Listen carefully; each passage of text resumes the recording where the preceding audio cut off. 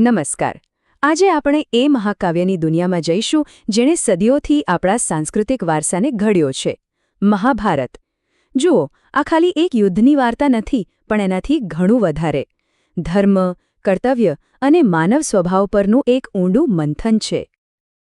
અચ્છા, ક્યારે એવો વિચાર આવ્યો છે કે દુનિયાનું સૌથી લાંબુ, સૌથી મોટું મહાકાવ્ય કયું હશે?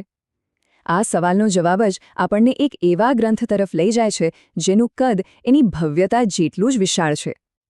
અને એ મહાકાવ્ય છે આપણું મહાભારત. મહર્ષિ વેદવ્યાસે રચેલા આ ગ્રંથમાં પૂરા 1,00,000 શ્લોકો છે. જરા વિચારો તો, આ આંકડો જ આપણને એના ઊંડાણ અને એની ભવ્યતાનો ખ્યાલ આપી દે છે. પણ સાચું કહું તો મહાભારતનું મહત્વ ખાલી એના કદમાં નથી.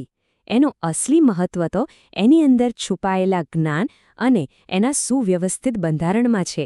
તો ચાલો આપણે એને જરા નજીકથી સમજવાની કોશિશ કરીએ.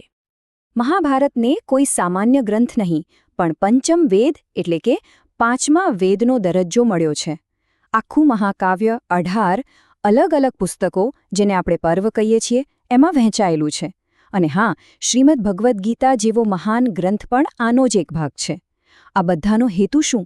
તો કે માનવ જીવનના જે 4 મુખ્ય ઉદ્દેશ્યો છે એને સમજાવવાનો. અને આ 4 લક્ષ્યોને પુરુષાર્થ કહેવાય છે: ધર્મ, અર્થ, કામ અને મોક્ષ. આ જ કારણ છે કે મહાભારત ફક્ત એક યુદ્ધની વાર્તા બનીને નથી રહી જતું. એ તો જીવન જીવવાના આ મૂળભૂત સિદ્ધાંતો પરનું એક ગહેન માર્ગદર્શન છે. એટલે જે આજે પણ એટલું જ પ્રાસંગિક છે. સારું, તો હવે વાત કરીએ એ સંઘર્ષની જે આ મહાકાવ્યના કેન્દ્રમાં છે. આ વાર્તા છે હસ્તિનાપુરના સિંહાસન માટે પિતરાય ભાઈઓના 2 સમૂહો વચ્ચે થયેલા એક મોટા ધર્મયુદ્ધની.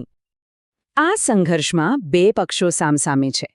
એક તરફ છે પાંડુના 5 પુત્રો, એટલે કે પાંડવો, જે ધર્મ અને સત્યના રસ્તે ચાલે છે.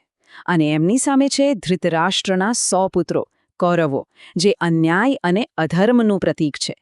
આ જ સાચા ખોટાની ટક્કર વાર્તાને એની ચરમસીમા પર લઈ જાય છે.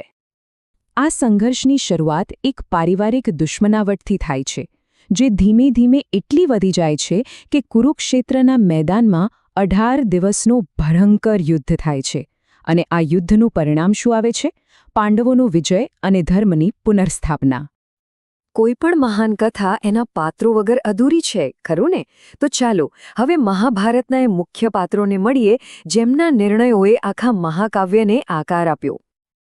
આ કથાના કેન્દ્રમાં ઘણા મહત્વના પાત્રો છે, જેમ કે ભગવાન શ્રીકૃષ્ણ, ધર્મરાજ યુધિષ્ઠિર, મહાન યોદ્ધા અર્જુન, લાલચુ દુર્યોધન, વીર પણ કરુણાયુક્ત કર્ણ અને દ્રૌપદી.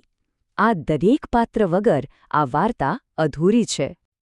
આ બધા પાત્રોમાં શ્રીકૃષ્ણની ભૂમિકા સૌથી ખાસ છે. એ પોતે યુદ્ધમાં શસ્ત્ર નથી ઉપાડતા, પણ પાંડવો માટે એક દિવ્ય માર્ગદર્શક અને સાચું ખોટું બતાવનાર નૈતિક હોકાયંત્ર બનીને ઊભા રહે છે. એમનું માર્ગદર્શન જ યુદ્ધની દિશા બદલી નાખે છે. જો આખા મહાસંગ્રામને 2 વ્યક્તિઓમાં જોવો હોય તો એ છે અર્જુન અને દુર્યોધન. એક બાજુ છે ધર્મના માર્ગે ચાલનારો યોદ્ધા અર્જુન, અને બીજી બાજુ છે મહત્વાકાંક્ષા અને અહંકારથી ભરેલો દુર્યોધન. આ બંને જ ધર્મ અને અધર્મ વચ્ચેના સંઘર્ષનું જીવન સ્વરૂપ છે. તો આટલા મોટા સંઘર્ષ અને એના પરિણામ પછી આખરે આપણને શીખવા શું મળે છે? મહાભારતનો એક કયો સંદેશ છે જે આજે પણ એટલો જ મહત્વનો છે?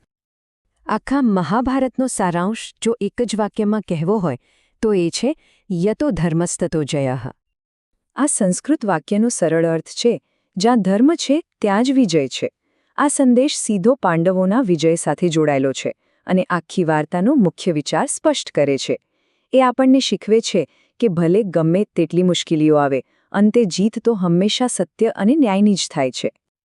અને અંતે એક સવાલ: હજારો વર્ષો પસાર થઈ ગયા, પણ શું આ સંદેશ જ્યાં ધર્મ છે ત્યાં વિજય છે આજના જમાના માટે પણ એટલો જ સાચું અને જરૂરી નથી? આ પ્રશ્ન જ મહાભારતને એક કાળજયી ગ્રંથ બનાવે છે.